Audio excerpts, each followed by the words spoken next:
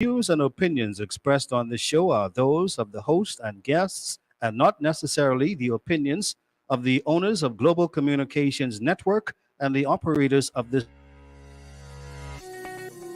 Today can be the turning point in your life by making a simple decision. Fundamental questions of navigation. Where am I? Where am I going? And how do I get there from here? I invite the leaders of our planet to ask themselves these three questions before they make any crucial decisions. But if you don't make decisions, you're going to stay right where you are. We are all map makers. We are in a time of transition. If we're going to change, we have to change the direction that we're going. Our planet needs leaders who know where they want to go. When we change the direction we're going, then we want to make sure we're going in the right direction. Leaders who can see the big picture. Because if we're not, we're going to either go backwards or we're going to stay where we are. Recognizing the psychological and the spiritual shifts and changes that need to be made, often from the inside to the outside. To be able to shape your future, you have to be willing and able to change your paradigm. Complex journeys require navigation. The path to the truth is one such journey. This is your GPS. Hairstyling services provided by J.D. Edwards Salon and Spa, Palmdale Shopping Plaza, Madera Street. Accessories provided by Chevette Williamson Jewelry. Standout jewelry for standout women. Good afternoon, everyone, and welcome to GPS Global Paradigm Shift on Global 99.5 FM. I'm your host, Michelle Malcolm, and as always, it's a pleasure to be in your company today. Thank you so much for tuning in to GPS and making us a part of your afternoon. So today's topic, I suspect, is going to get quite a bit of feedback because this is one that usually gets people a little riled up and hot under the collar.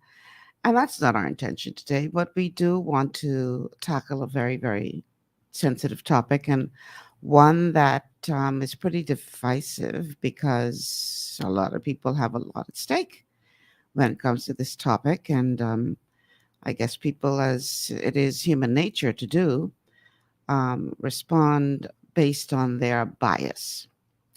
So here's what we're going to be covering today. There are some who argue that the Bahamas should be more open to accepting persons from other countries because we need to increase our population size for the sake of national development. Some are arguing that, we don't have sufficient people here to do what needs to be done. And therefore, it only makes common sense that we be more open to persons from other countries. And notice I said other countries, trying to get something out of my bag. Notice I said other countries, not focusing only on one country. So I don't want you to think that this is only about one particular group of people. I said other countries. And there are some who say that, okay, we realize that this is something that we have to do, but we have to do this in a manner which makes sense for us here in the Bahamas. We can't just willy-nilly adopt what other nations are doing because what they are doing may work for them, but it won't necessarily work for us in the context of our nation. So a lot of times when people are having this conversation, they use as an example Dubai, where the majority of the citizens, the majority of the people residing in Dubai are not from Dubai, but are actually expats or persons there working, etc.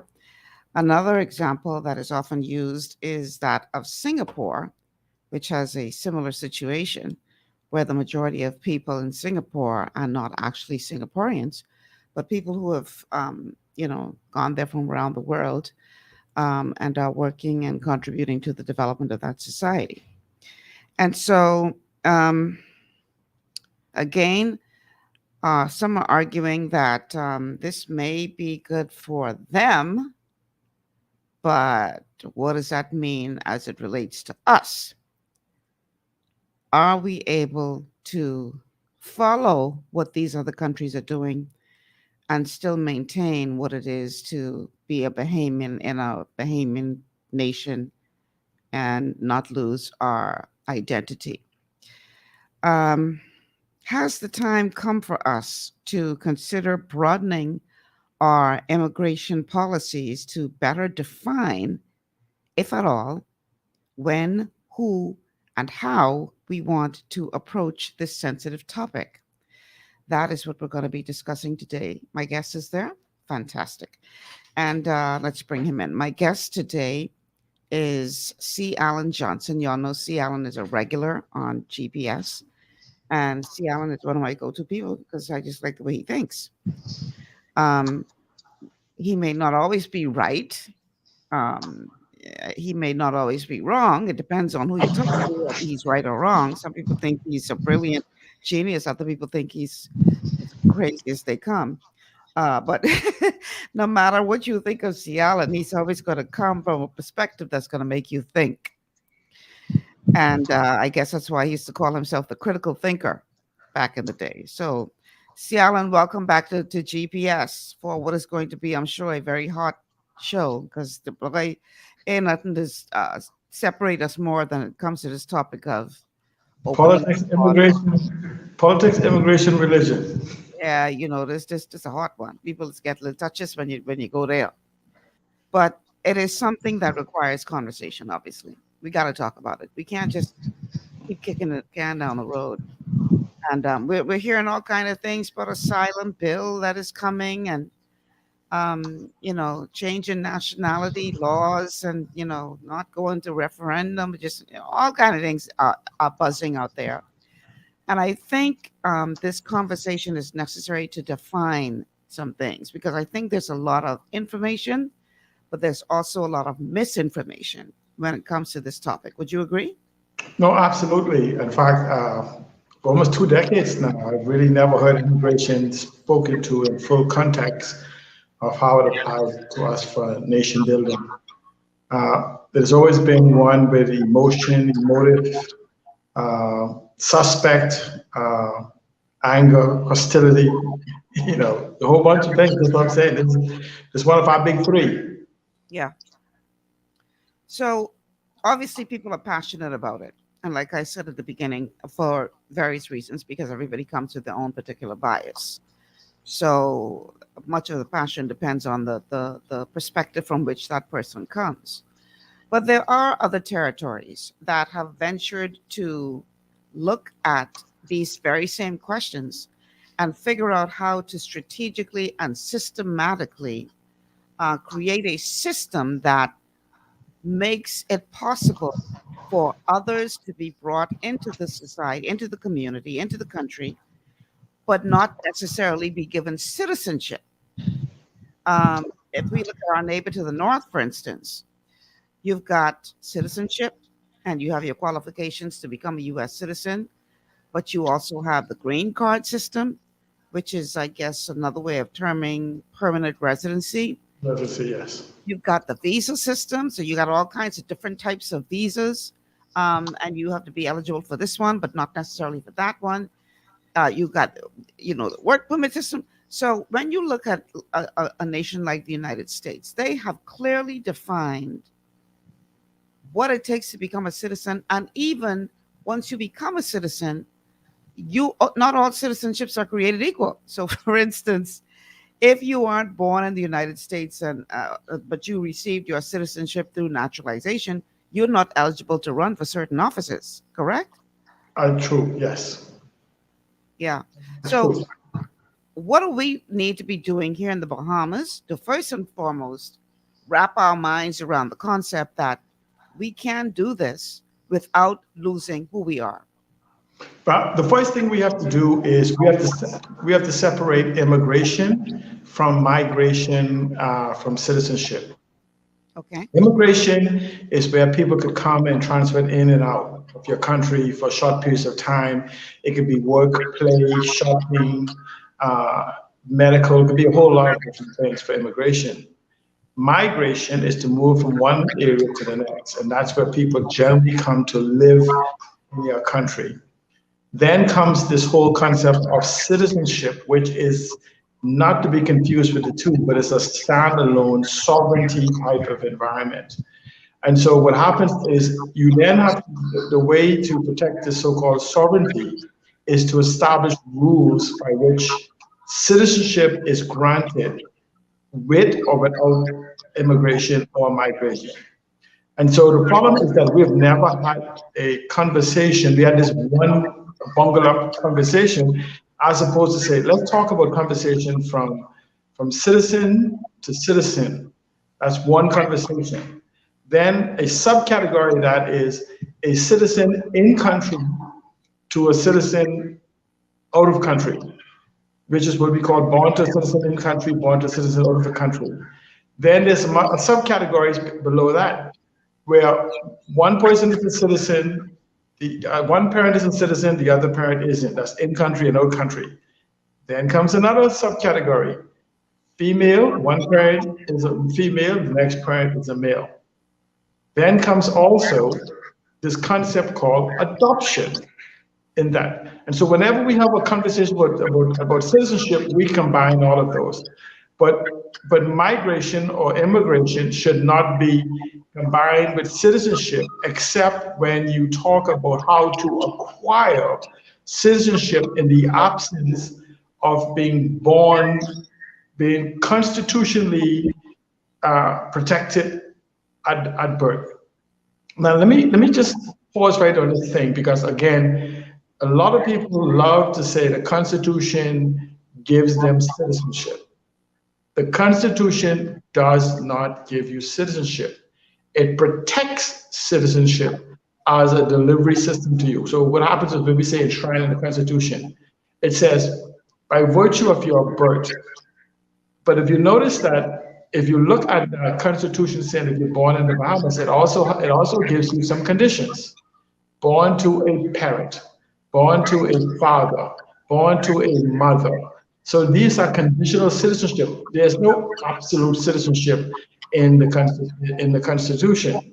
But even those categories have requirements, because they usually say subject to the immigration laws.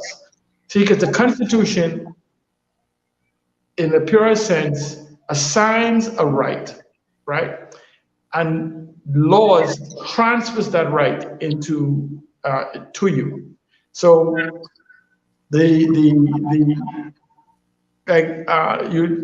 you says you have a right to not be attacked, molested, or whatever it is. The Constitution gives you one particular right of protection. Then we create laws that you can't be raped, you can't be robbed, you can't be attacked, you can't be beaten, you can't be doing a lot of different things. All of these laws are not in the Constitution, but they are derived from this constitutional protection that the Constitution establishes for you. So what we have to do is we have to look at citizenship and says how the citizenship is enshrined within the Constitution and what rules we can give that subjects the citizenship. For instance, it says that a child born to a male, and let me caveat that, this is where the citizenship thing, where we hear in the news is getting very convoluted. Why? We have a pending case, supposedly at the Privy Council. This administration haven't made any overture as to whether they will continue that appeal or not. If they do not continue that appeal, there's some fundamental change that will have happened in the Constitution. Because the Constitution says any child born to a Bahamian in the Bahamas is a Bahamian. But we may have been misinterpreting the caveat saying whose father is a Bahamian. We've been misapplying that environment. I don't have the Constitution in front of me, but what happens is if that is not challenged, any child born to a Bahamian male, whether foreigner or whether Bahamian woman, would be entitled to citizenship at birth. It's entitled to, not guaranteed, right? So what it says is that subject to the rules that's been established, this is not something where a minister or something could basically this word for it could just be like a gift. It says that unless something disqualify you, you are entitled to be registered as a citizenship. Whereas if you have a law, it's it's a word where you say, hey, what do you think, Michelle? I think when you say discretion, that's the word. It's not a discretion, but it's subject to the minister's discretion or subject to national security, subject to these various different things. So essentially, that's an enshrined within the Constitution. If whatever void is not enshrined within the Constitution can still be put in law based by number 14 of the Constitution. It's simply saying it's not going to be something that's protected. You often hear people say, and QC just said, it's if we do what we're supposed to do for constitutional law, somebody can take it away from you. In fact, any citizenship given that's not enshrined within the Constitution can be taken away from you at a later date. So that's where a major difference between having an enshrined and not having an enshrined. Because I could pass a law and take away citizenship away from someone who is not enshrined within the Constitution. Okay, I think I understand what you're saying. All right, so bottom line is this. When we're talking about this whole question, it does not necessarily mean that if we had a proper system set up in place, and I have to start with that because clearly we don't. No, we don't. If we had a proper system set up in place, allowing persons to come into the country legally does not necessarily mean that that is a pathway for them to eventually become a citizen because they've been here for so many years. No, in fact, that practice we have done is a defective practice at best, where someone says, I've been here on a work permit for 20 years. Right. I want you to imagine that you're my gardener and you're coming and you're cutting my lawn and you're taking care of my yard. And then after 20 years, you say, I've been taking care of your yard for 20 years. I have a right to live in your house. I have a right to have all the rights and privileges your son, your daughter, your wife have. It's madness. And so what we do is we allow people who come here on work permit and say, I've been here on work permit for 20 years. I have a right to be registered as citizenship. And that is crazy because the work permit is a privilege to allow you to transfer basically earn a better income or transfer some skills or whatever in exchange. It's a fair exchange. The problem is that we don't really have citizenship laws where you're born a citizen or you contribute to the national development of a country to earn the right to citizenship. And that's the same thing in your places like Cayman, Singapore, and whatever. You could be in Singapore for 100 years. And when you have a right for citizenship, you have to prove that you've added value to the country and that you have future value to the country. And in their citizenship exercise, it will take you almost, I think, like 20 years, but you do not get it for work permit. Because first of all, most organized countries don't give work permit for 5, 10, 15, 20 years. And in fact, if you look at the policy where you're supposed to have this knowledge transfer to the humans, we said it should be done within 5 years. You go to university within 5 years. The problem is that we have individuals, we keep renewing work permit. It says, oh, we had him working here for so long. He didn't just hang out here. He came, she was working, he was working, making a living, doing this, whatever. Secondly, in organized developed countries, you know how we have these shanty towns that we said individuals coming from the South and other countries living in shanty towns, whatever. For you to apply, even for a work permit, every single year, you have to show a lease and utility bills and whatever else to show that you are also making sufficient money, whoever get their work permit, to give you, to say that you have housing, light, utilities, and etc. covered. But we just simply say, give them a work permit, we don't know where they're gonna stay, we don't know where they're gonna eat, we don't know utilities they're gonna pay. And so even when somebody comes to say 5, 10, 15, 20 years to make an application for citizenship, they should be able to show their housing for the last 20 years. They should be able to show their utilities for the last 20 years, et cetera, et cetera. Then please, don't get these people with national insurance. National insurance is a personal insurance. That doesn't do anything for national development or anything of that sort. That is like you say, I got life insurance. That ain't my insurance. That's your insurance for your benefit and for your family benefit. So we want to know what taxes you pay, not national insurance. It's not in this purest tax as you call it. But we want to know what contribution you make and what value of us transferring the citizenship that you can have. Here's another thing to pay attention to. A lot of people want citizenship. And if you, believe it or not, if you have what we call a work permit or a residency or whatever in the Bahamas and other places, the only major difference between those and a citizen is a citizen has a right to vote, meaning to choose government, and to transfer citizenship. Not even transfer, because you don't transfer citizenship, you assign citizenship. I want you to pause right here. People say, and this is the argument that's been made in the Bahamas, I want you all to listen to it very carefully, that a woman should have the same right as a man to transfer citizenship, and a man should have the same right as a woman to transfer citizenship. I want you to go read the Constitution again. That mother, nowhere in the Constitution it says a woman gives citizenship to a child. Nowhere. Nowhere in the Constitution it says a man gives citizenship to a child.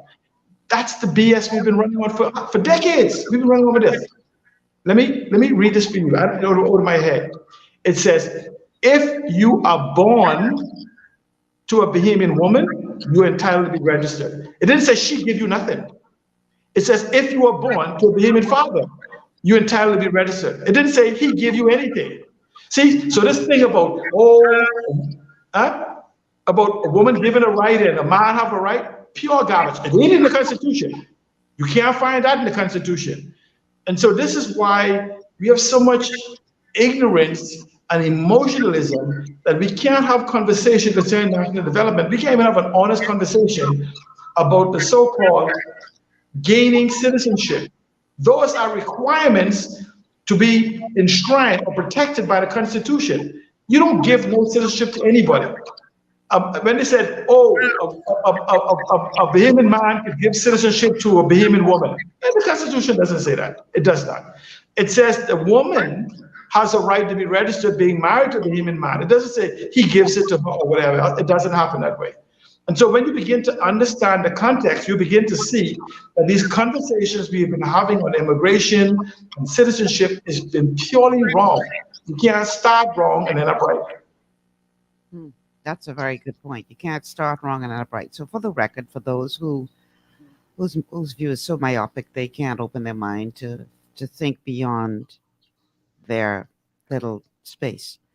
We're not talking about people who enter this country illegally. Absolutely not. But Michelle, pause right there for me. Number 7 of the Constitution, the Bahamian drumbeat. People who have read number 7 has always referred to 7.1. They've never went and referred to 7.2. 7.1 and 7.2 goes together.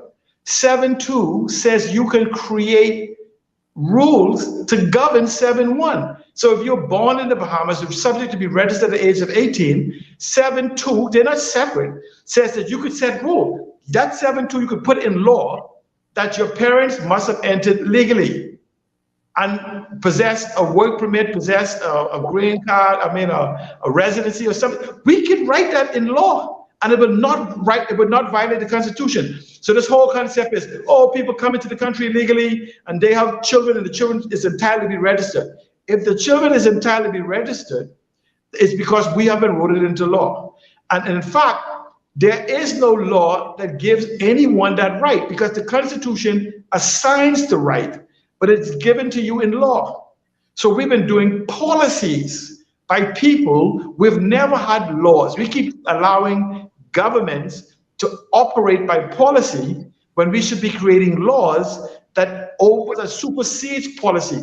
This is the rule for citizenship, not subject to the whim of any immigration minister or subject to cabinet to decide how many people we're going to make citizen this week or whatever week.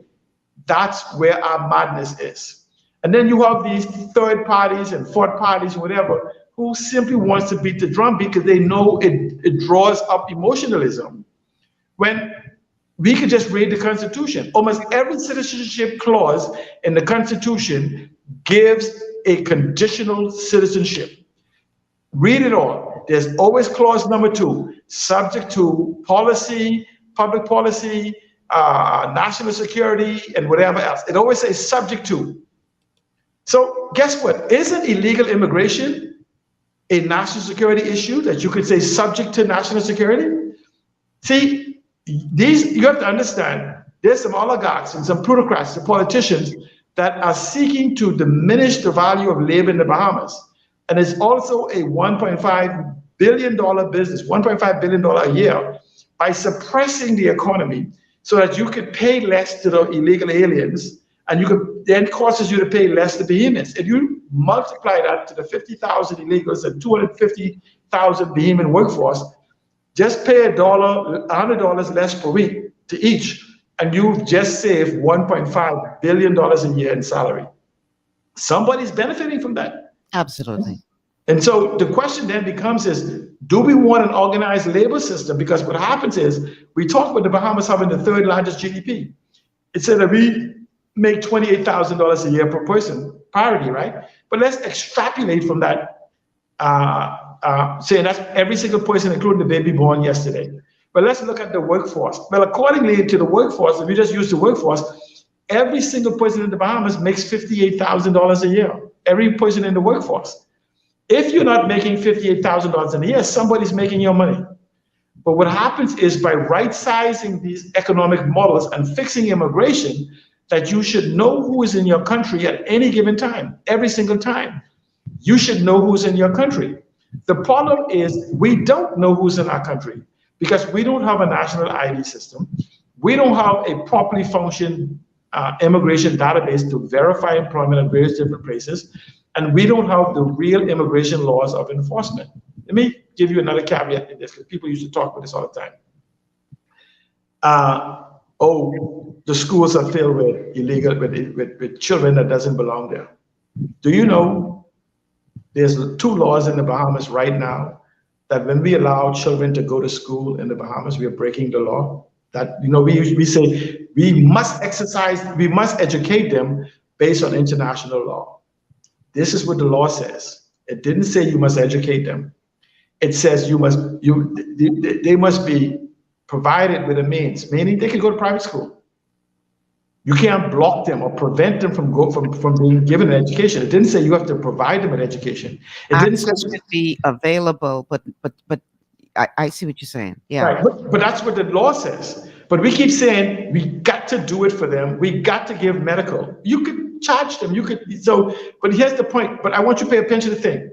There's also a law that says no child under the age of 16 for education and under the age of 18, a child in the Bahamas under the age of 18 must be in the custody of a parent or legal guardian. In fact, the Minister of Social Services is subject to arrest and prison for a child not being in custody of a parent or legal guardian. I want you to pay attention to this word, legal guardian.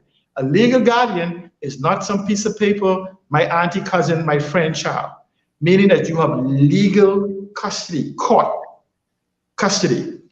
Now, accordingly to the law, so the Minister of Social Services is required by law to know who has custody of every single child. This is child trafficking and all these different things.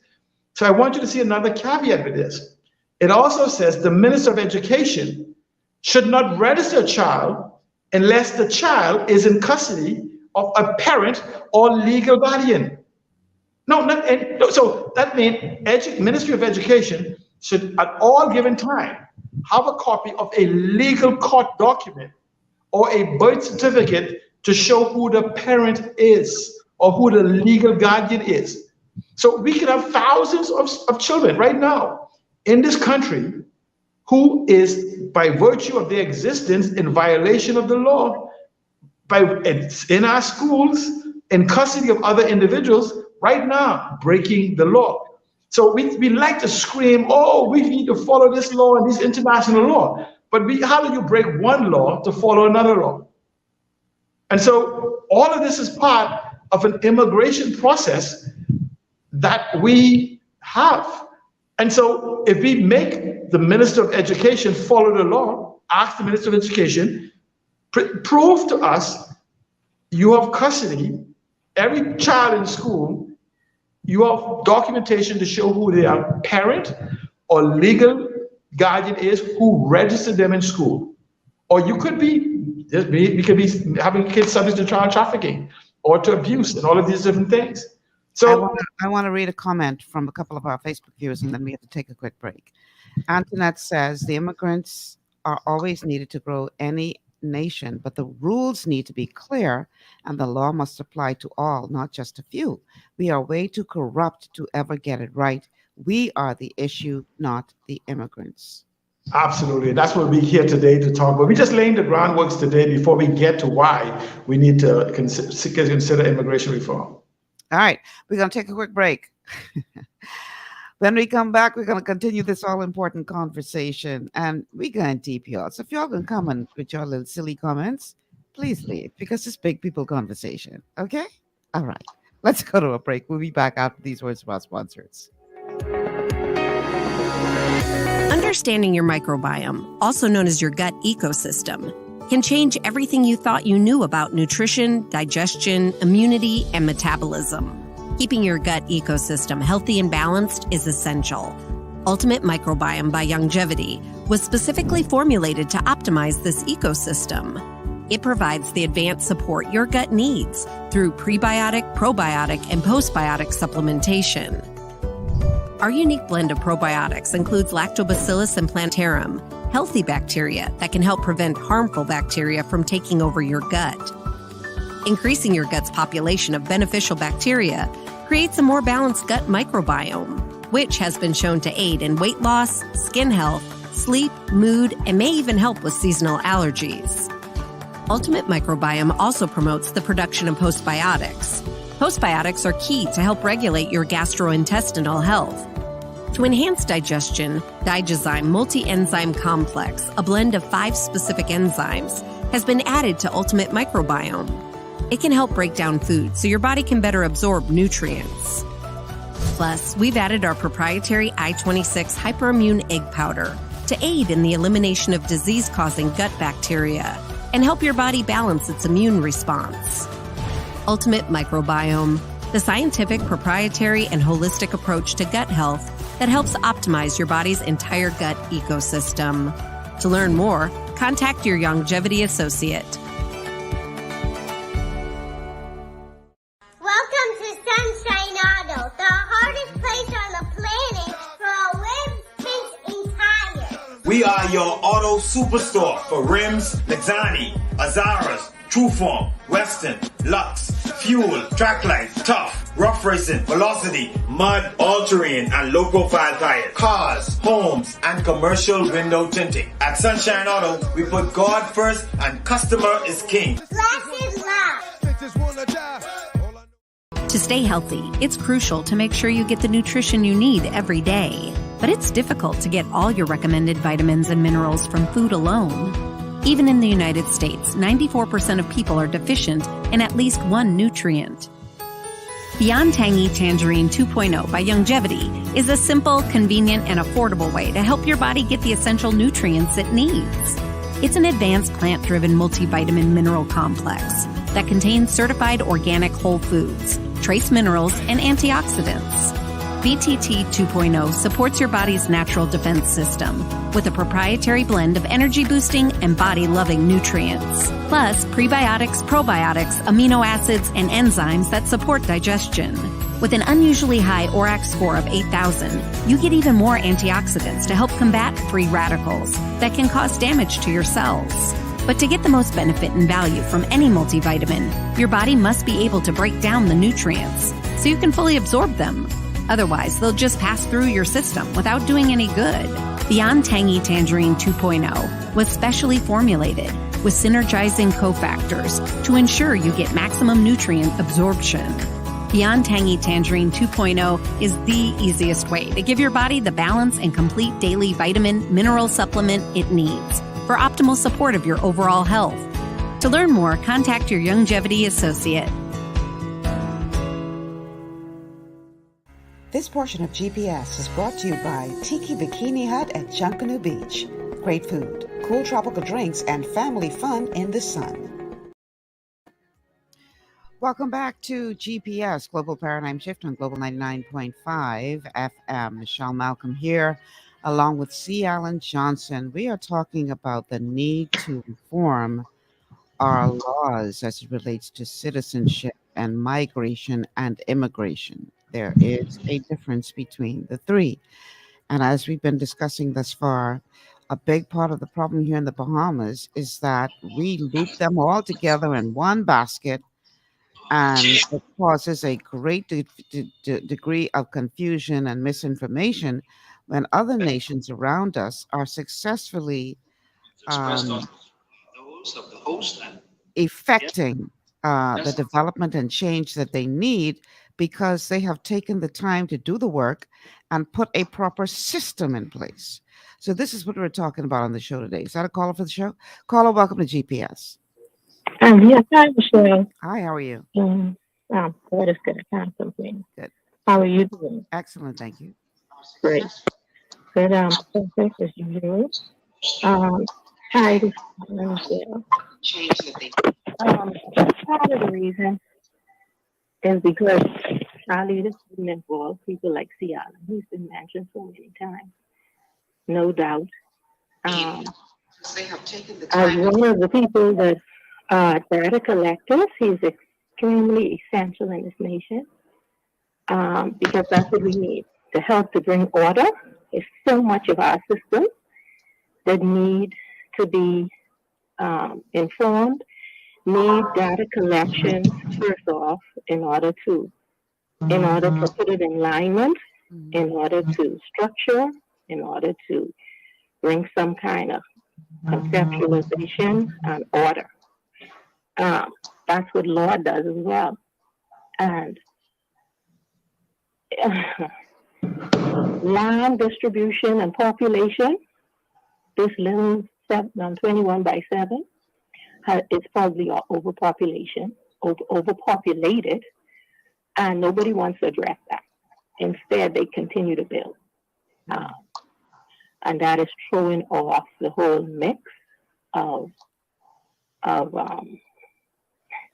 safety, population safety. So in the midst of chiefly it's because of greed. This being the capital, more people are being drawn here, and it's a vicious cycle. Why are they being drawn? Because it's being advertised more so than the rest.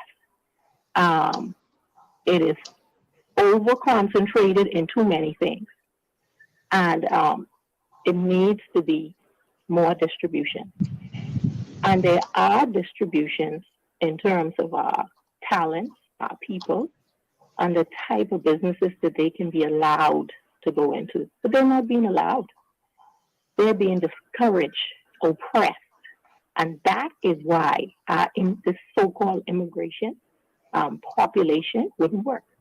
Because first, if you want to invite people to join your populace, you need to prepare your populace first, your original populace. And they're not doing that. They're suppressing and oppressing because of greed, manipulation, and they're using lawlessness and deceit to do it. And chiefly, for myself, I'm pretty convinced, way past convinced. But because the Lord has been giving me revelations on this, I realize that the only thing that is going to cause this nation to come to some kind of change, which is repentance, they hate that word, is the mindset of the few that is strangling the many need to understand and change enough to know that if they want to count this as their place of living, of life, that they have to open the way for the masses to start appreciating their country. And that's not happening. Is it because they're too greedy? Enough isn't enough? Is it because they feel like preparing for their generation after generation, their so-called lineage is going to make a difference if this place that they wouldn't set free is judged and is covered in water, and we have to be a country of migrants ourselves? I don't know. But somewhere down the line, they better make up their minds to release these people and start using people like C. Allen and the rest who have primary information in how to get this ball rolling in information collection, data collection, the way it needs to be done, not selectively, not picking through things because they want this or they like that. But the rest of it, they're going to leave and kick down the way for somebody else to deal with. No, we're almost 50 years old and generations have been swinching. You know what I mean by swinching? Have been just living on the edge, barely getting by. And then with that squeeze, they believe that people are supposed to just live in that. No, after a while of pushing people's backs against the wall, you're going to find out, and they're finding out now in the streets, people are seeking justice where they're supposed to be creating laws and keeping laws so that justice in this country prevails. I don't know where this country is going, but the rate that they're going there without this change, without this repentance that they need, is going to force all of us into damnation. And for me, for one, I know where I go at the end of all of this. All right. I hope everybody else do. Because this route, with these party politicking and these playing around with thinking that you could allow your generation to survive on the little votes that they do because you want to play party politics, that better stop. Because I know something. There's a God that sits high and look low, and he could deal with everybody soon. And I don't want to be a part of that. I don't want this nation to be a part of that. We already saw some of that with Orient. I don't think we want to see no more. But let them keep on playing around and see where it's going to get them. Wow. And I wonder what kind of generation is going to survive this when everybody has to get on a boat, plane, helicopter, or whatever, a dinghy, and try get out before. Can money help you then, sir, mom? Can power help you then? What power you going to have then, sir, mom? What lineage you can look forward to? Ask those people from Dorian how much of their loved ones they saw wash away. A man had to let go of his mother by amputation of his arm. The force of nature is a serious thing. But who really runs that force? Oh, y'all think y'all do with your money and your power? You can find out. Praise the Lord God Almighty, who is the power of all things. Wow. That's powerful. See, yes, but thank you so much for calling, ma'am. It's expressing what a lot of people are thinking. Yeah, but and you alluded to it, C. Allen, during our first segment when you talked about somebody benefiting from all of this. I don't know if chaos is the right word, but this inefficiency. Somebody's definitely benefiting from this. yes, and, yeah, they are. Let me just first say, New Providence is not. Everybody say Nassau. Okay, Nassau itself is not overcrowded, but the island of New Providence is not overcrowded. I asked somebody to go look at Google Map. The mere fact that we pile on top of each other, use inefficient building system, have not built vertical, doesn't mean the island itself is populated. The problem is we are ill-informed in regards to that. But she made a point. She keeps saying they. You know, Frederick Douglass said, power concedes nothing without a demand. But I add to that, power concedes nothing without a demand, but power never concedes to the demand of an emasculated constituent. You can't demand anything on your knees. We have two callers on the line, C. Allen. Let's go to the callers and then you can pick up. Caller, welcome to GPS. Hi. Hi. Okay, listen, no, see, Alan? Yes. Shannon Johnson, New Providence is vastly overpopulated. Well, That's another debate. No, I'm not talking. Now, I can't move. I get on the street in my car right now, and I can't get a mile. No, let me ask you a question. Let me ask you a question. If I lock you into a room, into a 10-bedroom house, and I lock you into the room with 10 people, would the house be crowded or would the room be crowded? Exactly. It's a matter of opinion. No, it's not a matter of opinion. Not an opinion. That's a pretty straightforward question. It's too crowded or not crowded enough for me. I mean, so for some people, being on an island with another person is still be crowded. My point to you is, Like I say, this is a matter of opinion. no, it's not opinion. No, it's not a matter of opinion. It's a matter of perception, because your perception may be that the house is overcrowded, but the reality is only that room is overcrowded. That's his perception of a question he offered me, right? But let me tell you reality. This is what happens to me. Mm-hmm. I live opposite Fish Fry. That means noise 24 hours a day. That means the 18-wheelers all day blowing their horns. And it's just crazy. I wish I could move, but hey, I kind of like the place to be. I got used to it.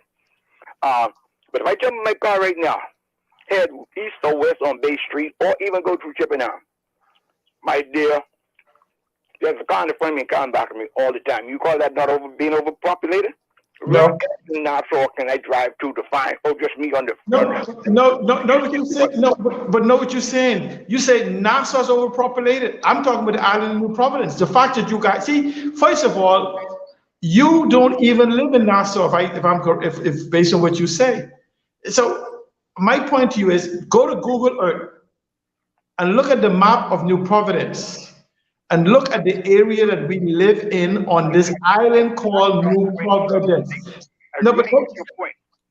Nassau and New Providence, okay, two different things. Didn't I tell you that the other day, Michelle Malcolm, when I told you that this place is bigger than 7 by 21? But nobody listens to that, because if you drive out to out west right now, you could drive forever and see no cars. But for some reason, they tend to clean us up in the Nassau here, this little area. I said it's overcrowded, but I didn't really call you to make that point. Yeah, because we have another caller waiting, so I need you to get to your point. But I just want to say, thank God for that lady who spoke earlier. I thought I was going crazy. That woman spoke my mind, and I appreciate her for it. I hope she's listening. Mm-hmm. She was great. Thank you very much. All right, thanks for calling. Let's go right to the other caller. Caller, are you still there? Yes. Hello. Can you hear me? Yes, perfectly. Yeah, this is Joe Dowell from Freeport, and this is absolutely phenomenal and worthy and apropos session today, Michelle. Thank you, Joe. Thank you. And especially with C. Alan Johnson on. That man should get all the parliamentarians and teach them about the Constitution. And what he says, he delineated it, particularly with respect to responsibility for children. That is right on. And that is where we're almost 100% negligent in that particular regard. We lose Bahamian families that basically lose control at age 14 or 15, maybe, of all of the children, especially the males in this country. And that's why we're in such a predicament right now with violence and lack of education. And there are a couple of things I want to mention. You were talking about, the Bahamas, we probably have basically 800,000 citizens of the Bahamas. Not 400,000, but the other 400,000 are not in the country. They are taken up especially by Florida. I mean, Florida has probably almost as many people in it, Bahamians, as Grand Bahama does. But the fact is that we are losing the professionals in this country. We're losing teachers because they're being paid what they should be paid in Florida. I know of 10 personally that I have spoken to in Florida who went to Florida and making twice as much teaching as they did in the Bahamas. Then you have the nurses. We know the predicament we were during the pandemic. We were losing our nurses. We're losing doctors. We're losing lawyers. We have people who become judges, high qualified judges in the Bahamas. So from the Bahamas operating in United States of America. So the problem is we are being brain drained because we do not appreciate the quality of our people when they come to the epitome of their education and their professional life. And so we are losing them. So there's no point in trying to introduce more people to come here. We need our bona fide Bahamian citizens, giving them the right and the proper, like C. Alan Johnson said, when they look at the GDP of the Bahamas, every single Bahamian should make $64,000 a year. And that's because of the inequity in the distribution of the wealth in the country. We are miserably, diabolically hellish when it comes to the distribution of wealth in this country. And if we were able to distribute it equitably, then we will retain all of these professionals that we are ties abroad. And so those particular points I wanted to make over and over again. So until we deal with the equitable distribution of wealth in the country, paying people what they're supposed to be paid, bringing back our professionals.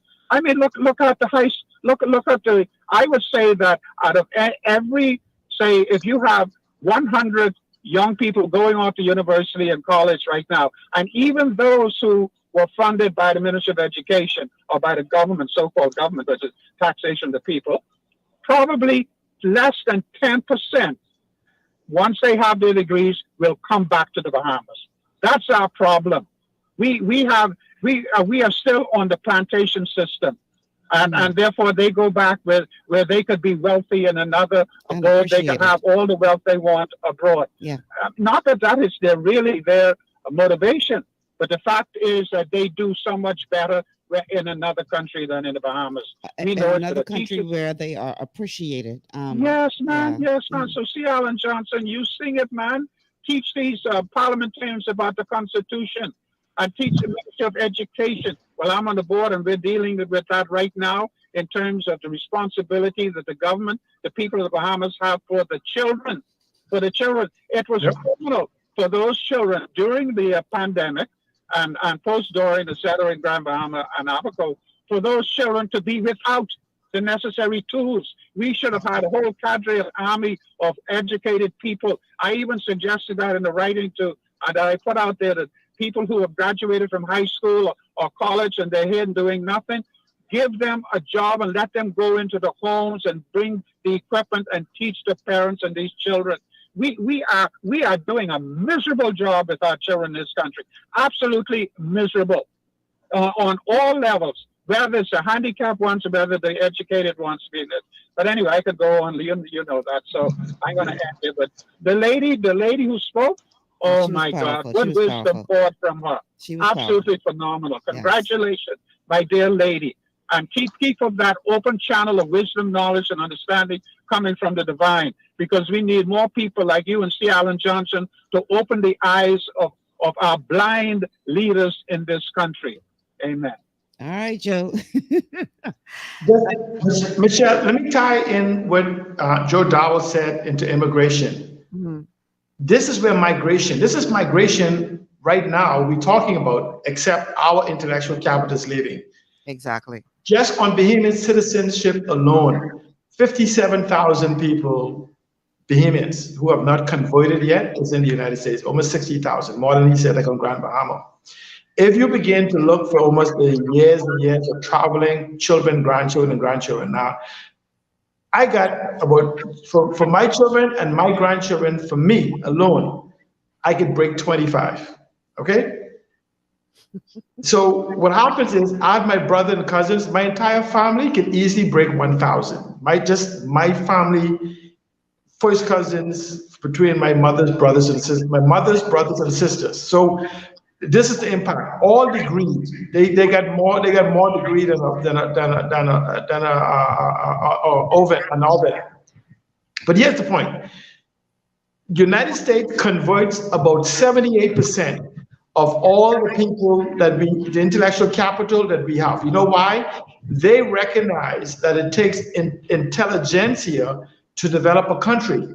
What happens? Just laborers. Yes. See, so you bring such this. Let me let you finish your point, but go ahead. That intelligentsia, those intellectual capital, is what grows the economy, which grows the GDP, which causes the standard of living to also increase. This is why when we talk about opening our economy to migration and immigration for protecting citizenship, the first priority in migration is to get our people back, to sit at the top of that food chain as we develop this economy that broadens it.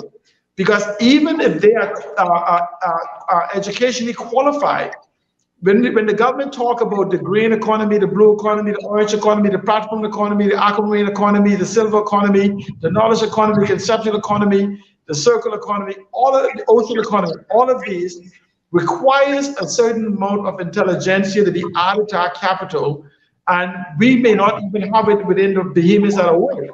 But once we develop, and we have to know what we want to be able to develop an immigration reform.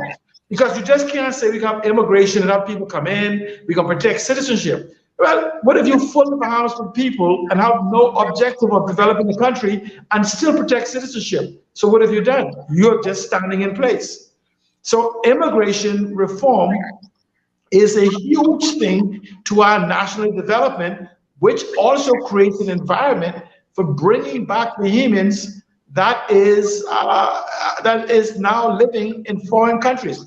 I want you to imagine that the people, this is Canadian, this is the United States, Bahamians and their grandchildren and heritage. Now I want you to consider Canada. I want you to consider the Asia, Europa, or the England, or wherever else in that whole place that they go. So you have Bahamians all around the world that is literally not being afforded the opportunity because we have this micro economy trying to keep it small and condensed. It's the whole capacity that I explained to that guy. The reason why they keep all of these people on New Providence is they keeping everybody in the room, and the rest of the house, 700 islands and keys, is empty. And so when he starts saying, all the cars making noise, we don't need 300,000 cars in New Providence. We need a good bus system. If you have a good bus system, you'll have a quiet electronic bus that passes him every 20 minutes. He won't even hear the bus. See, so what I'm simply saying is we need organized, developed leadership. And Darwin is correct. We need leadership that understands the 21st century. And it goes back to what that lady said about demanding. She's saying that they need to give us something. They're not going to give, nobody gives power. Power must be taken. We must take back the power we have lent them and begin to recognize who we need to send to represent us, that understands. We now have a population where 75% of the population, or at least 70% of the population, has been born post-1981. It is time for them to become informed as to the opportunities and possibilities in our country. But this is, I want you to let me wind this up, Michelle. Possibilities means nothing without probabilities. Probabilities is the action you take to make the possible possible. And so we have to begin to take action. You know, it's like it's possible for you to win the lottery, but the probability is if you don't buy a ticket, you never will. So you can have all the possibilities, but when you buy the ticket, it increases the probability. When you buy multiple tickets, it increases the probability. So it's our action, it's our decision that increases the probabilities of the possibilities we have for success. But understand this, if you don't know your rights, you cannot impose what you want on the leadership because they will mislead you. Notice the word is lead. They will mislead you rather than lead you in the way you want to go because you don't know to look out the window and say, hey, that's not the way I want to go. Why are you turning left? I want to go right.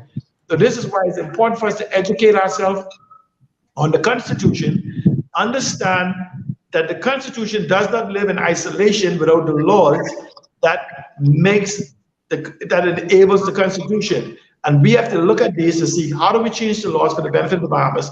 And I'm one to believe that immigration and migration will allow us to reform the Bahamas because migration brings Bahamians back. Such a powerful point.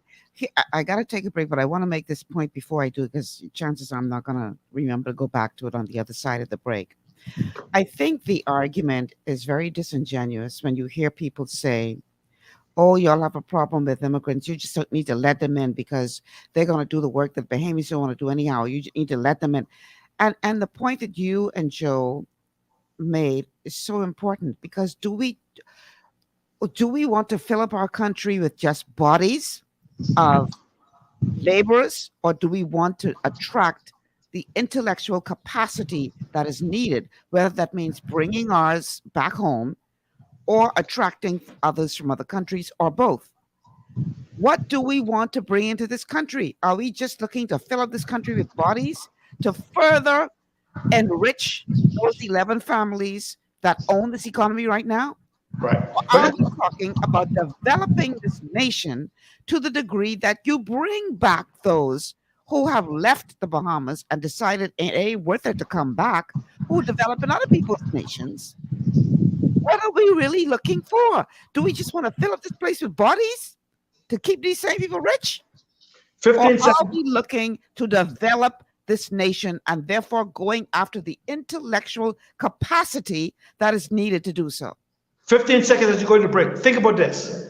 A person in the Bahamas could drop out of school right now, do not go back to school, go to Miami and work at McDonald's, make $31,200 as the minimum wage, and we pay a teacher $26,000 to start. Think about that. Yeah, that's a sobering thought. And on that, we're going to let you marinate on that for a couple of minutes while we go to this commercial break. Then we come back. We're going to continue this conversation about citizenship, migration, immigration, and national development. What does that mean and look like for the Bahamas? We'll be back. Stay with us. Your body's immune system is under constant pressure from things like stress, lack of exercise, and toxins in the environment. It's crucial to be proactive and support your immune system with the nutrients it needs to function effectively. But it's often hard to get these nutrients from food alone. Introducing fast-acting Zinc Plus Immune Support by Longevity. Unlike zinc-only supplements, Zinc Plus Immune Support builds on the proven power of zinc and adds complementary nutrients to give your immune system extra support. Vitamin D helps balance the effects of zinc, while our proprietary blend of natural fruit and root extracts provides the extra help your immune system needs to work against daily stressors. And we've included Longevity's exclusive plant-derived minerals to give your body the minerals it needs, but can't get from food alone. And because Zinc Plus Immune Support is delivered in a great-tasting, sugar-free, berry-flavored lozenge, it encourages quicker absorption of all these nutrients into your body. Zinc Plus Immune Support. Zinc plus the extra support your body needs to promote a healthy immune system. To learn more, contact your Longevity associate. Welcome to Sunshine Auto, the hardest place on the planet for rims, paints, and tires. We are your auto superstore for rims, Lexani, Azaras, Trueform, Western, Lux, Fuel, Trackline, Tough, Rough Racing, Velocity, Mud, All-Terrain, and low-profile tires. Cars, homes, and commercial window tinting. At Sunshine Auto, we put God first and customer is king. Blessed love. It's gotten harder and harder to get your daily requirement of vital nutrients from food alone. Without additional vitamin and nutrient support, your health and well-being can suffer drastically. That's why Z-Radical was specifically formulated. It combines a blend of antioxidant-rich vitamins, minerals, and botanicals with the protective powers of fucoidan to help fill the gaps from lack of nutrients in your foods. The core of Z-Radical is fucoidan, a naturally occurring polysaccharide that helps stimulate immune reaction, protecting you against inflammation and oxidative stress. We harvest this powerful mineral-rich nutrient from brown seaweed, harvested only from the world's most pristine ocean waters to ensure the purest quality. It's then extracted using cold process technology to ensure maximum levels of bioavailability. Then we add essential vitamins that help to protect your cardiovascular and nervous systems and are crucial for optimal immune and neurological function. Z-Radical also includes a proprietary blend of delicious antioxidant-rich fruits and berries. This great-tasting combination helps your body combat free radical imbalances that can contribute to a variety of degenerative conditions like arthritis and heart disease. Z-Radical, Experience the power of fucoidan with antioxidant-rich berries, 8 essential vitamins, and more to provide you with potent health benefits. To learn more, contact your Longevity associate.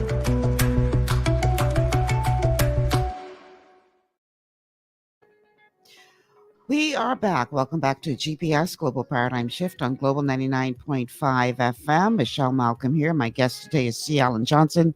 We are discussing the topic of citizenship, migration, and immigration as it relates to national development in the Bahamas. The telephone numbers to call 3260271, 3260271, 3260271, 3260272, 3260272, 3260272, and the WhatsApp line if you would like to send us a text message, not call, text message is 801-0271, 801-0271. Okay, so let's get back to this conversation. And I thought it was important to do this show today because there's so much confusion and misinformation out there as it relates to what rights a person has to become a citizen in the Bahamas and transferring of that citizenship, and whether or not a person could come in and then get citizenship and then go back to their home country and have a bunch of children there. And then because they are a Bahamian citizen, technically their children could, it's just too much conch salad mix-up information out there. Michelle, pause right there. That's a powerful statement. The most threatening thing to a country is derivative citizenship. And we got to be very careful because we have not addressed this. Derivative citizenship is where your policies and lack of laws are so slack, you can do exactly that. A person can come here from the Bahamas, become a citizen through our slackness, go back to their home country, have children, adopt children, get married, where those children become their children, and their grandchildren and great-grandchildren all become citizens due to derivative or instantly citizens. Very scary. But this is why there are countries like Singapore and Qatar and things that you have, and that have, and Cayman and other places have laws that protect or terminate derivative citizenship. Because even our laws that we have in the Bahamas, believe it or not, in spite of what our leadership have been misleading us, the Bahamas is one of the few countries in the world that has both Jus Soleil and Jus Sanguius in citizenship. Jus Soleil is right of the soil, born in the Bahamas. Jus Sanguius is by right of blood, like when you say a child born in the United States. But each one of those has to come with limits. Or other than that, you will continuously pass on citizenship. So even the United States, just use for example as a green card holder. Let me just show you one variation, but you say all citizenship is not easy. If you got citizenship by virtue of being born in the US, and you want to transfer citizenship to someone, say your spouse, you marry them, that spouse is eligible to make application after 3 years. But you also have to show means of support and all of these different things. I want you to notice it's separate now. It says, if you gain citizenship by virtue of naturalization and you get married, your spouse has no right for 5 years, subject to some other rules and regulations. And then they have rules that stop you from passing citizenship to your children who was born before you became a citizen or who was not born in the US. A lot of people believe in the United States that because you are a US citizen, no matter where your child is born, they think they're entitled to citizenship. That is called, right there, derivative citizenship. If I'm a US citizen and I have a child in the Bahamas, my child can be entitled to be registered as a US citizen by virtue of the derivative, but it has some rules. I must have lived in the United States for a number of years prior to coming to the Bahamas and having my child. So there are rules, even though they give this Sanguius, which is right of blood, They don't have an open rule that simply say, because you're born to an American, you have a right to be an American. There are some children born in the Bahamas to American citizens who are American citizens because by virtue they meet the rules of the Immigration and Naturalization Act in the United States. We don't have a comprehensive immigration and naturalization laws.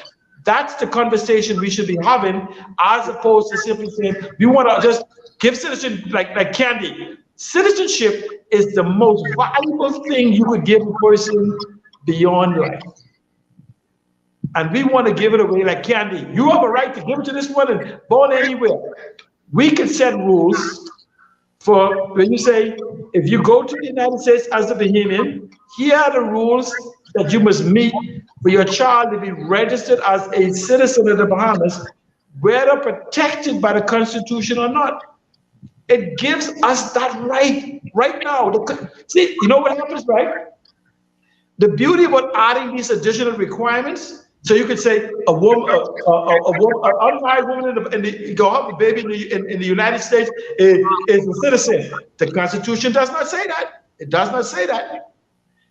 But you have our MPs running around and repeating that a child born to a single woman in the United States is a citizen. It does not say that in the Constitution. It says they're entitled to be registered, meeting the requirements that you set. And again, like I told you, the woman doesn't give her child no right. The Constitution does. But the Constitution, in the second part, is an open parenthesis 1, and then there's a second open parenthesis 2, said you could set rules for which just rights. But because the Constitution says you could set the rules, you cannot contest those rules. The Constitution protects you in writing those rules. Nobody can say, oh, that's unconstitutional. No, it isn't. The Constitution says I can do it.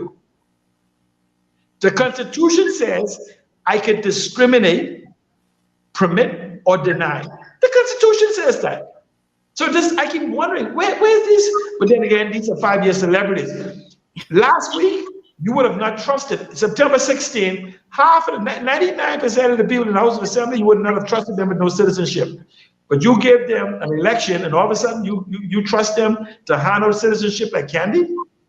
And then in about 4 years, we get rid of them, and you can't take back the citizenship? And then you see them dragging slippers back where they was before they got elected? We must take this thing seriously, because it's the most valuable thing that can change our country. And so this is why we must have an open dialogue on citizenship, migration, immigration, whatever it is, for national development. And we're not having that conversation. We're letting 5-year celebrities influenced by foreigners and other people running our affairs. Yeah. Eldridge says we really need our laws to be taught in schools so we as Bahamians can know our rights. But it goes beyond just knowing the rights, because you have to be willing, Eldridge, to do something about the knowledge that you've received. Knowledge is not power unless it's applied.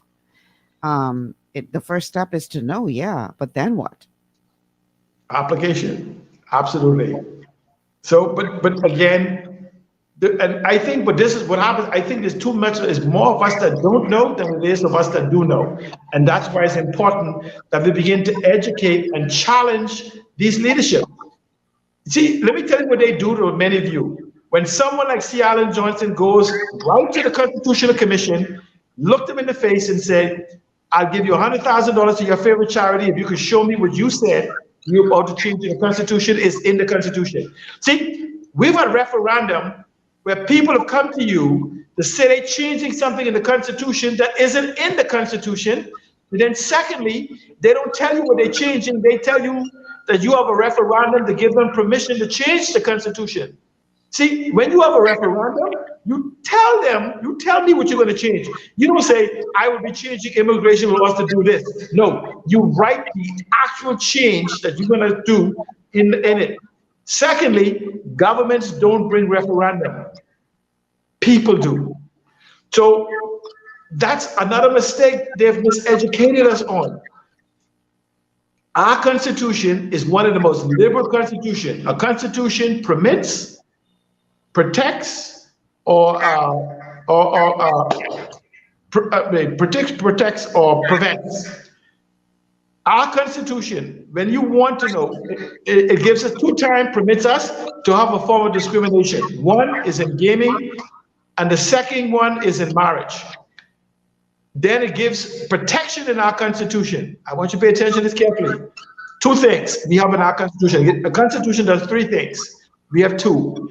We have the protection, and we have permission on 2 occasions to discriminate. Okay? If our Constitution does not prohibit it, you could make it into law. So okay. Our Constitution has no prohibition. That means almost anything that doesn't violate the Constitution could be made into law. We just haven't tried it. We have a call on the line, C. Allen. You're trying to cause problems. We have a call on the line. Caller, welcome to GPS. Good afternoon, Michelle. Good afternoon, C. Allen. Good afternoon. C. Allen is correct, but our immigration laws are not strong. You know, I worked in London more than 5 years on a work permit, and every 6 months, the immigration department would call the human resource department to find out if I am still on the job and if I still live at the assigned address assigned to me. And that happened every 6 months for 5 years. Okay? So that's what you call strong immigration laws. I don't think that, you know, in the Bahamas we do that. Okay, that's what happened to me for more than 5 years in London. All right. Okay, so that's immigration law. Thank you. Thank you for calling. I want to read a Facebook message.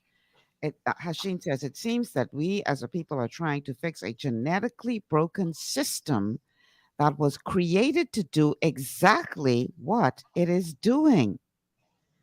How about just letting it die? Well, I don't know how you just let it die. No, but let me say something this. I would slightly disagree with him. Guess why? Why? We're trying to fix things that isn't broken. If I tell you something, but it's not in the Constitution, it's not in the law, and then you have a debate for years about it, when we talk about immigration and certain laws I'm sitting there saying, what Constitution are they talking about?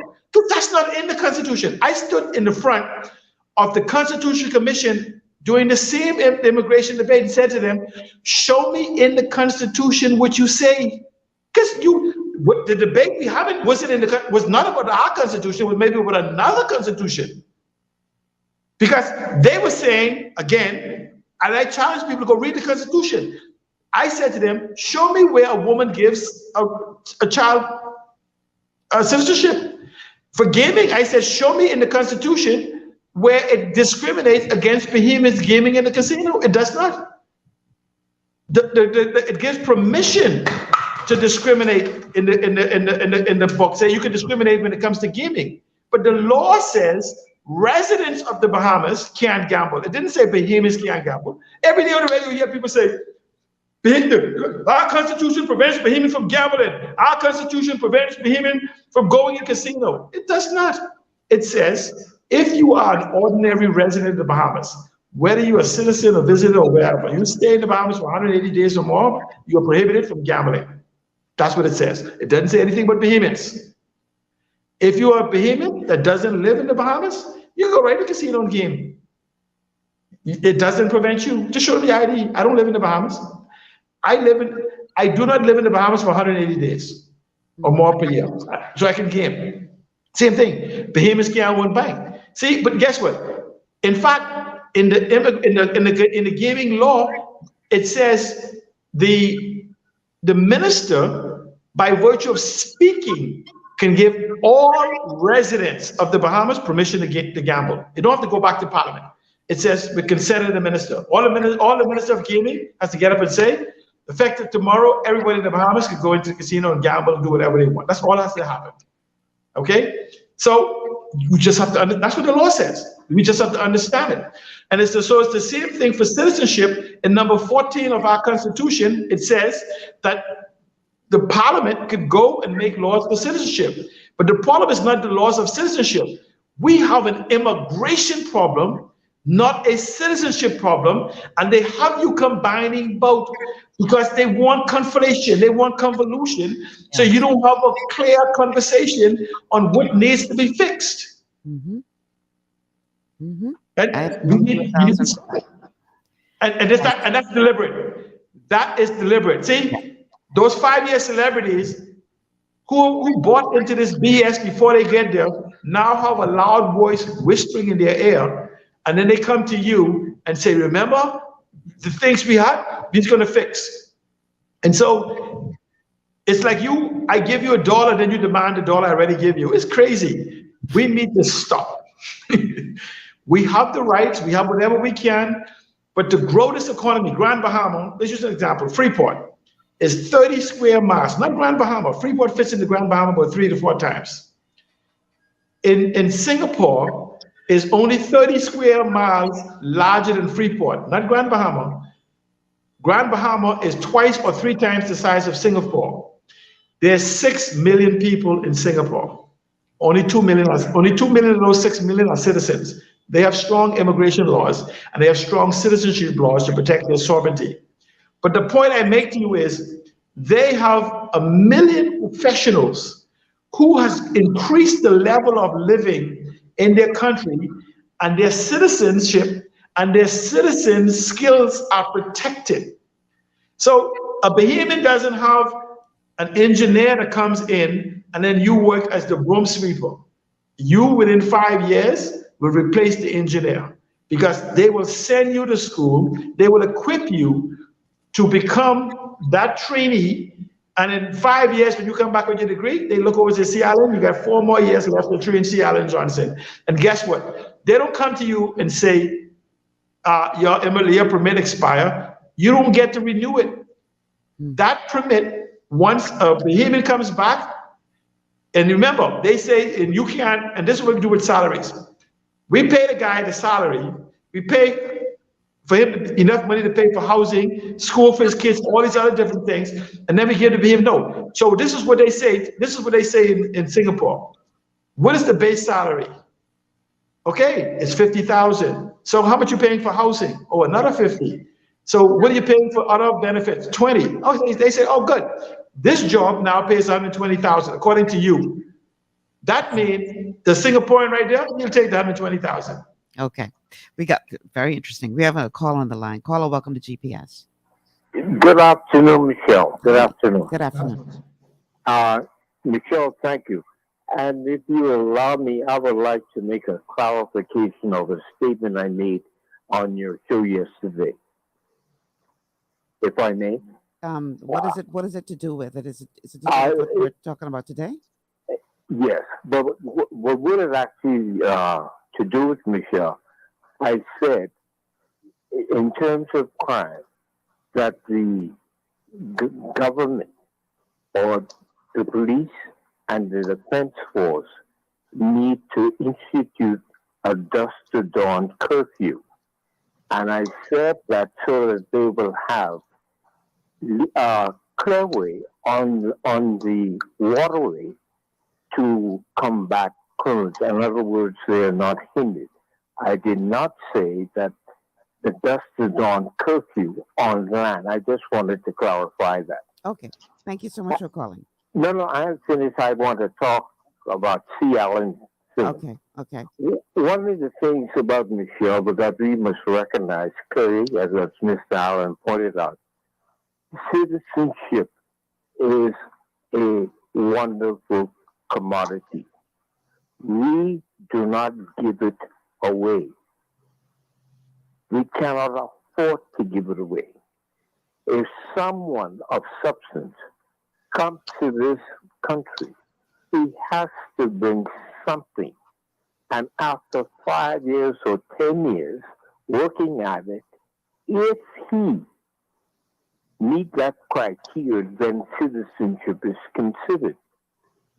And as far as the persons concerned with making it a willy-nilly kind of an operation or a giveaway item, it is not.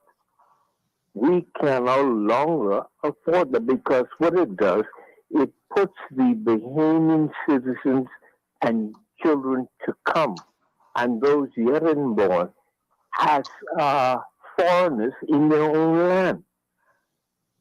We cannot do that. We cannot be that irresponsible. Persons who want to live in government, who says, well, we're going to take it to the house and we're going to do that and do that. No. The Constitution is clear of the way we should go. If we need to make decisions, we must have the referendum to do so. And we cannot and we should not allow. We must speak boldly about the injustices of this government as it wants to move ahead. Quite frankly, I believe our Attorney General is holding his citizenship in America in escrow. He can go back there anytime. And one of the other things, the other thing, Michelle, is where there is smoke, there is fire. But you must always also look at the embers. And that is, there's a group who want to take control of the Morgan's Bluff waterway. They want to extend their exclusively 21 miles of the Andalusian coast, which means that no Andalusian can build a fish farm, build a marina, or anything. He's totally excluded, and that is not right. So for those people who have property up here in Morgan's, do not sell it to them, no matter how much money that they have. They cannot do that, and it is wrong. And for example, when you speak about the famous thing, I think it's in Bermuda where police officers pay $48,000 a year, or in Ghana, eventually, and we should be paying our officers that, our nurses that, our teachers that. And we will have the continuous brain drain on this country. But our people will leave this country in order to survive economically, and they are appreciated more overseas than they are locally. That's where I will end with that, Michelle. I want to thank you very much. All right. Thank you so much for calling. Alan, you want to respond? Well, just let me say, when you talk about assets, and this is where you give away citizenship, I want first people to understand that the Bahamas citizenship is considered one of the top 5 citizenship in the world. That's a fact. If your passport is one of the top 5 passport in the world, that means the only way for you to have a passport is to have a citizenship, right? That makes your citizenship one of the top 5 in the world, because the Bahamas passport is what people would love to have to go almost every country in the world without a visa. Google it, the value of a Bahamian passport. That gives you the value of Bahamian citizenship. The problem is they've not taught you your value. So what happens is foreigners want this passport to go where they want, do what they want, invest wherever they want.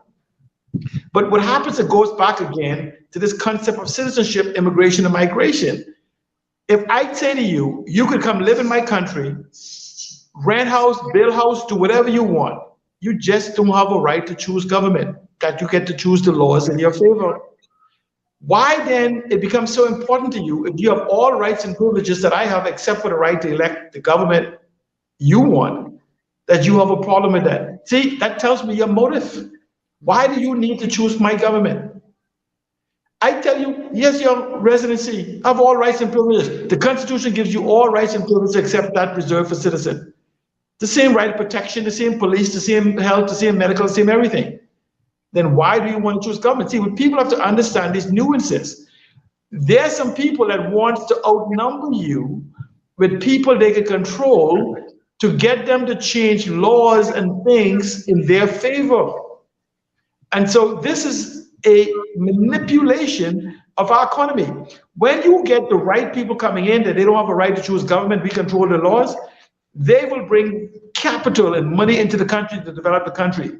If you move to say a sovereign wealth fund, you talk about the Andrews thing, where you say all assets, known and unknown, seen and unseen, tangible and intangible, belong to the sovereignty of the Bahamian people. Move like Singapore does to protect 85% of the land to never be sold, to be held in trust for Bahamian, meaning this. Michelle, you want some land? Good. Bring us your development plan. Okay, here's your 5 acres. Okay, Michelle, I want you to read the fine print of this lease. It says that Michelle must come in person in 99 years to renew the lease. Easy. See you when you're 140. So what do you want? What are you trying? I told you could have the crown line and use it, but you want to argue with me that you want to own it? I told you could use it for 99 years. Yeah. So where's the argument there? See, we keep allowing them to cause us to fight and argue among ourselves. The noise in the marketplace allows them to diffuse you. But let's go back to Freeport. Singapore, 6 million people. If we develop Freeport, what happens now is if you own the land and housing come down and people come down and the volume of economy grows, the government can tax you less because 5% of 10 million is more than 10% of 500,000. So you can have a reduction in taxes because it doesn't threaten your citizenship. It doesn't threaten your ownership of the country. As long as you preserve citizenship, you could grow the economy. Other Bahamians can come in now. Remember we just said, if a Bahamian is as qualified as another person in this country, then the Bahamian gets it first. So now a Bahamian teacher could get paid more than the guy that works at McDonald's in the US or Burger King in the US for $31,200, which is the minimum wage, and a teacher's starting salary in the Bahamas is $26,000. So we can right-size the economy if we fix our immigration laws, and we can have Bahamians migrate back here, because we can create a national development plan that allows people to live, work, play, shop here in the Bahamas without threatening our sovereignty. And because the land is protected for you, they can't buy land. They could lease it, they could rent, they could do whatever. So now they need some place to live. Guess who owns the property? Because you now own the land through your sovereign wealth fund, you can now leverage the land to build the apartment they need to live in. We can have a real conversation with national development if we stop allowing them to twist our emotions. Yeah. We need to get rid of the immigration argument and let's put in context politics and religion, okay? One day we can have a talk with this religion thing where they tell you, close your eyes and pray while I go and build. Look at me, understand. If your doctor, your reverend, tells you that you need to come to the hospital for life and you're not getting any better, change your doctor. See, so all right, we got to take a break. But prior going into the break, I want to put this up on the screen again. It says from Stephen, amen, amen, amen. No right to vote or sovereign wealth fund for paper Bahamians. Stephen, I don't know if you tuned in late, but that comment goes against exactly what we're saying, because what we're saying is that everybody doesn't have to be a citizen of the Bahamas just because they're here. So you don't even need to say no right to vote or sovereign wealth fund for paper Bahamians. Because what is a paper Bahamian? Either you're a citizen or you're not. The point I'm trying to make here, huh? No, you're making the point. We set a standard for what a Bahamian is. Exactly. So the point we're trying to make here is that we need to set up a system in this country where not everybody is entitled to citizenship just because you're here. You could have different layers. You could have citizenship. You could have permanent residency. You could have work permits with a certain time limit. There's so many layers. Citizenship is supposed to be the most valuable thing you can give. If your citizenship, your passport is 5 or the 202 countries in the top 5 most powerful in the world, why you want to give it away like candy to the other 8 billion people? Why? You got to be mad. We must move to protect citizenship and have a talk about immigration in context. All right, we got to take a break. Can you believe it's only 19 minutes left in the show? Boy, that's, yeah. and we figure we may not be able to talk for 2 hours. I know, right? Let's take a quick break, and then when we come back, we're going to continue this very important conversation about citizenship, migration, immigration, and national development. Stay with us. Understanding your microbiome, also known as your gut ecosystem, can change everything you thought you knew about nutrition, digestion, immunity, and metabolism. Keeping your gut ecosystem healthy and balanced is essential. Ultimate Microbiome by Longevity was specifically formulated to optimize this ecosystem. It provides the advanced support your gut needs through prebiotic, probiotic, and postbiotic supplementation. Our unique blend of probiotics includes Lactobacillus and Plantarum, healthy bacteria that can help prevent harmful bacteria from taking over your gut. Increasing your gut's population of beneficial bacteria creates a more balanced gut microbiome, which has been shown to aid in weight loss, skin health, sleep, mood, and may even help with seasonal allergies. Ultimate Microbiome also promotes the production of postbiotics. Postbiotics are key to help regulate your gastrointestinal health. To enhance digestion, Digizyme Multi-Enzyme Complex, a blend of 5 specific enzymes, has been added to Ultimate Microbiome. It can help break down food so your body can better absorb nutrients. Plus, we've added our proprietary I-26 Hyperimmune Egg Powder to aid in the elimination of disease-causing gut bacteria and help your body balance its immune response. Ultimate Microbiome, the scientific, proprietary, and holistic approach to gut health that helps optimize your body's entire gut ecosystem. To learn more, contact your longevity associate. Welcome to Sunshine Auto, the hardest place on the planet for rims, paints, and tires. We are your auto superstore for rims, Lexani, Azaras, Trueform, Western, Lux, Fuel, Tracklight, Tough, Rough Racing, Velocity, Mud, All-Terrain, and low-profile tires. Cars, homes, and commercial window tinting. At Sunshine Auto, we put God first and customer is king. Blessed love. To stay healthy, it's crucial to make sure you get the nutrition you need every day. But it's difficult to get all your recommended vitamins and minerals from food alone. Even in the United States, 94% of people are deficient in at least one nutrient. Beyond Tangy Tangerine 2.0 by Longevity is a simple, convenient, and affordable way to help your body get the essential nutrients it needs. It's an advanced plant-driven multivitamin mineral complex that contains certified organic whole foods, trace minerals, and antioxidants. BTT 2.0 supports your body's natural defense system with a proprietary blend of energy-boosting and body-loving nutrients, plus prebiotics, probiotics, amino acids, and enzymes that support digestion.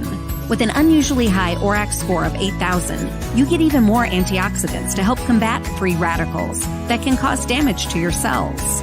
But to get the most benefit and value from any multivitamin, your body must be able to break down the nutrients so you can fully absorb them. Otherwise, they'll just pass through your system without doing any good. Beyond Tangy Tangerine 2.0 was specially formulated with synergizing cofactors to ensure you get maximum nutrient absorption. Beyond Tangy Tangerine 2.0 is the easiest way to give your body the balance and complete daily vitamin mineral supplement it needs for optimal support of your overall health. To learn more, contact your longevity associate. This portion of GPS is brought to you by Tiki Bikini Hut at Junkanoo Beach. Great food, cool tropical drinks, and family fun in the sun. Welcome back to GPS, Global Paradigm Shift on Global 99.5 FM. Michelle Malcolm here along with C. Alan Johnson. Today we're talking about citizenship, migration, immigration, and national development. The telephone numbers to call 3260271, 3260271, 3260272, 3260272. The WhatsApp line, not to call, because somebody tried to call earlier. I'm not going to answer the WhatsApp line if you try to call. And I just say that just about every day, and y'all still calling. Please stop calling the WhatsApp line. That is for text messages only. I cannot talk to you while I'm on the air, and I obviously can't get your call on the air if you call on the WhatsApp line. So the number for WhatsApp text messages only is 801-0271. 801-0271. I want to read a very controversial statement that is being made on our Facebook feed from somebody by the name of Lloyd. Lloyd says, I'm going to be blunt here. Brave is a selfish man. He's doing all this skullduggery for a second term. He's a danger to Bahamians and their way of life in the Bahamas.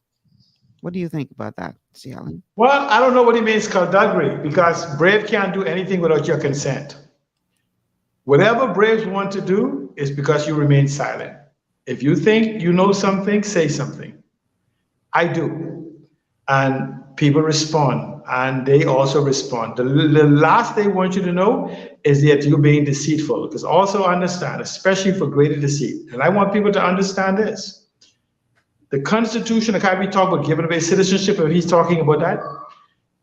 Unless you are protected, enshrined within the Constitution, this is why they was trying to put these things into the Constitution. So when they give away citizenship, you can't correct the errors.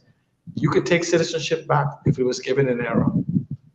They don't have these type of conversations with you. They believe that the Constitution gives, the Constitution also take it away. And so what I'm simply saying is that, but it doesn't matter what Brave does if you continue doing what we've been doing, swinging back and forth.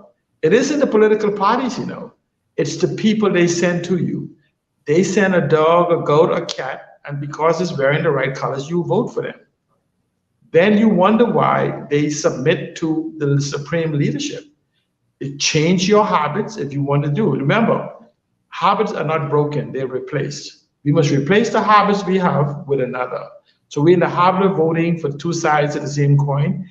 Maybe you need to start thinking and vote for yourself. Powerful. Okay. The time is going really fast. So I want to ask you this, C. Allen. Do you think it would be beneficial for our lawmakers, and maybe not just our lawmakers, but all stakeholders involved, for there to be some kind of collective research with regard to how other territories are making this work? Not to say that we're going to adopt everything that they are doing carte blanche, but looking at several different territories, how they're making it work for them, and then coming back to the Bahamas and identifying how we can create our own version using the best of what is out there that fits in with our story, fits in with our culture, fits in with our realities as an archipelagic nation, so that we can finally put something in place that makes sense, that is simple enough that a 6-year-old can understand it, that is infallible to the degree that it's not left up to interpretation. So I put it in place tomorrow, and then you got a slick lawyer come to the day after and argue to change it successfully. Are we at that place now where we really, if we're serious about doing this, need to start trying to pull this together and putting something down in writing so that we could stop having these conversations back and forth, and yet they continue to do what they want to do because they can't? That's a yes and no. That's a yes and no answer. Yes, sir. Explain. Yes to what we need to do for immigration, for national development. No to citizenship. We as a nation need to look at nobody else is doing. We need to decide what a citizen is, what is it worth, and what should be done to get it. That's it. When you talk, see, citizenship should not be confused with immigration or even migration. Citizenship is the most valuable thing you can transfer to a person after giving them life. Period.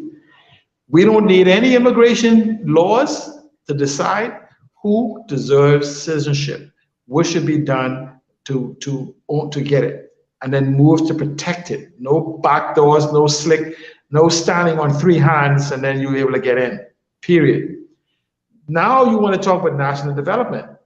Now that we protect citizenship, even for those that come here through immigration and migration, you could come here, I don't care, bring your $1 million, come here, let me sell your house.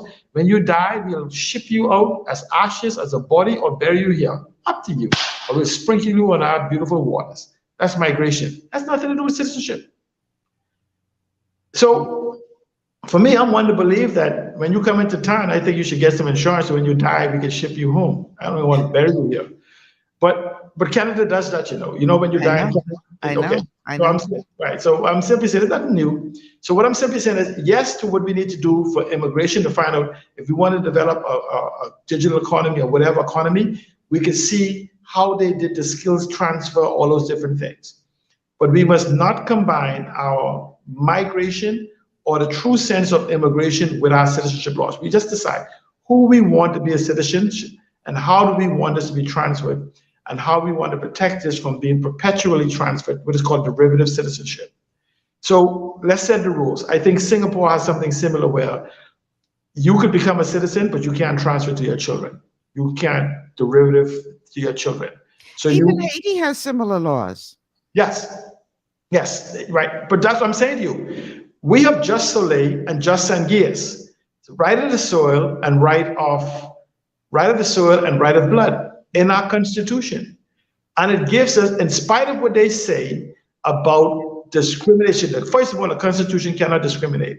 There is no discrimination against women because, again, women ain't giving up nothing. Men ain't giving up nothing in the Constitution. But it also gives the right to make laws to do it. Now, I know some people can take offense to this, right? I once paint a picture and I gave it to my daughter and I said to her, why don't you go frame this, right? I wrote it, she framed it. We need to stop confusing those who wrote the Constitution with those who framed the Constitution, okay? So what happens is, if you want to claim that we wrote our Constitution, then we must have wrote Jamaica and a few others before we became independence, because it was cut and paste. They were trying to, I'm serious. With the exception of number 73, this and that, they cut and paste. Go look at the other colonies. We must have wrote all of them. But the only thing we did, and I want people to pay attention, our Constitution, number 73. The reason Brave Davis is still Prime Minister today is because number 72 and 73 protects him being Prime Minister. We're the only colonial constitution, parliamentary constitution that protects the Prime Minister. Rather than saying the best of the best is selected in the House of Assembly, we say the leader of the party. Strike, they want to do something, tell them strike down number 72 and number 73 that says that even after vote, no confidence vote number 73, that you got 7 days to resign or call an election. How about you say, you don't need to be leader of the party to be Prime Minister, you just need to be the one that's most competent in the House of Assembly. And second, it says when you get removed as the Prime Minister, you don't have a right to call an election. And see how we change our country. Tell them do 72, 73, and 74. See, they don't tell you, but these are part of the Constitution. They don't want. See, so there's a lot to learn about the Constitution, but coming back to the immigration and migration, if we change the immigration law, we can make Freeport a metropolis, where you say Nassau is congested. Freeport could very easily, in its original design, was designed for 250,000 people. That's before vertical building. If we only 30 square miles smaller than Singapore, just imagine Grand Bahama being 3 times or 4 times the size of Singapore. That means if Singapore got 6 million people, we could hold 25 million people with the technology we have today.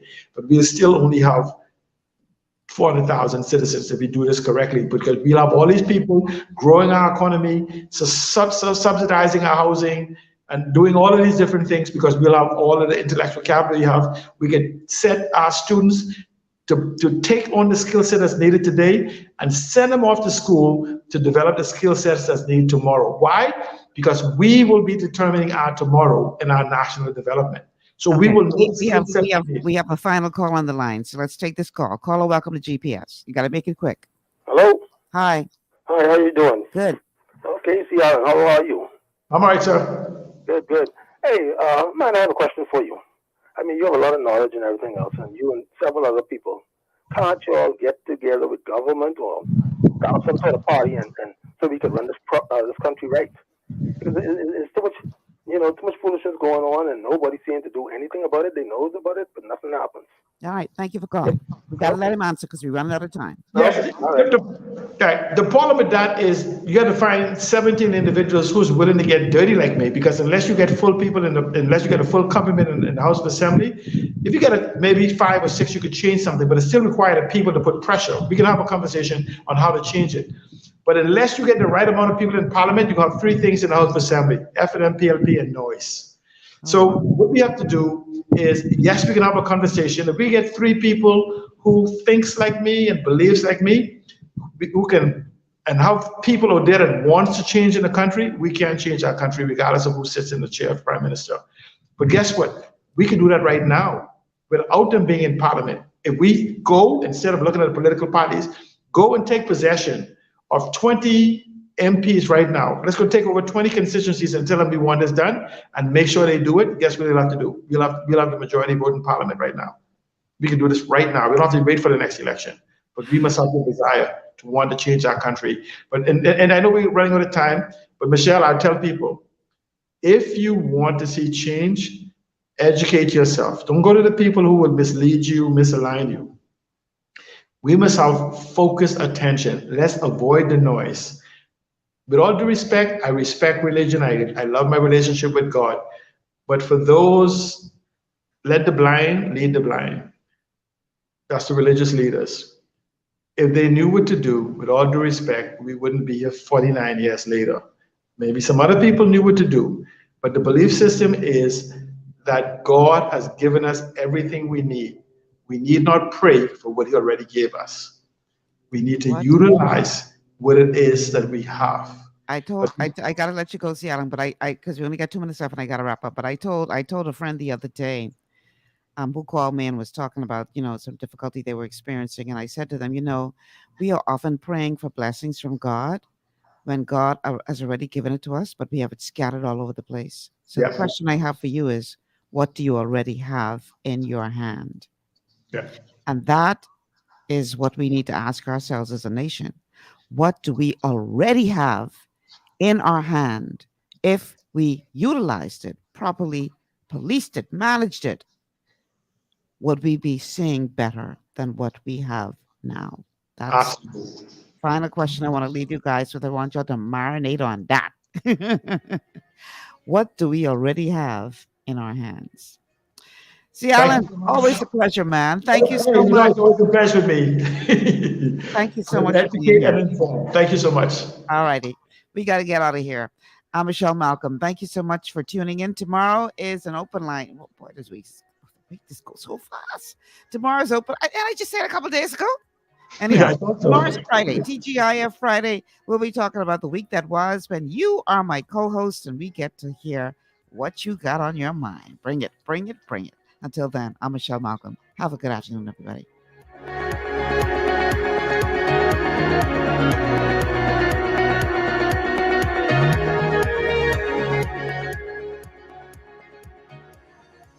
Global 99.5 FM reminds our listeners that the views and opinions expressed on this show are those of the host and guests and not necessarily the opinions of the owners of Global Communications Network and the operators of this radio station. From East Street to Blue Hill Road, this is Global Radio 99.5. Man, it's getting hot. Talk about global warming. Don't worry, Bella. Ride cool all summer with AC Delco air conditioning replacement parts. They're engineered